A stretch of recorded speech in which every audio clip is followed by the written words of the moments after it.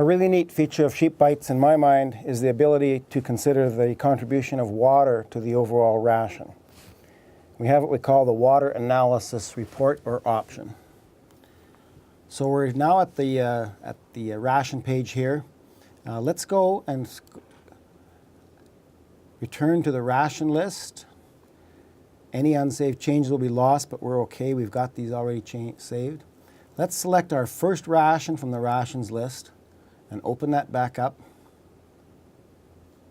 and take a look at what water does. You can see along the scroll bar, around the toolbar here, if you scroll over, you can see water, a little droplet of water. We'll click on that and the water table shows up. Now in this case, there's no data in there, there's no average analysis for water, but there is an indication of how much water a sheep of that size would it take in a day, and that's in liters. So let's put some numbers in here. Let's say you've got your water test report that you've got. Let's say you've got 700 milligrams per liter or parts per million of dissolved solids. Sulfates, you've got, let's say 50. Sodium, 200, just as an example. Calcium, 150. And magnesium at the same, 150. So you've got some inorganic salts there that are present in your water supply. Potassium now is in, again, still in milligrams per liter. We've got, let's say, only a little bit of potassium there. And chloride, we've got 50 units there. Iron, we've got, let's say, 0.5.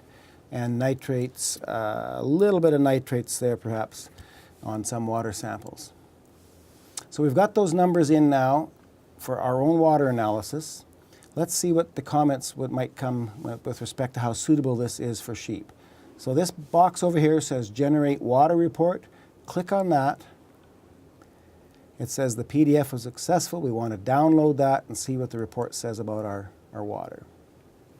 So it lists the analysis that we put in there back to us to make sure we've got it correct. And then it gives a suitability for sheep.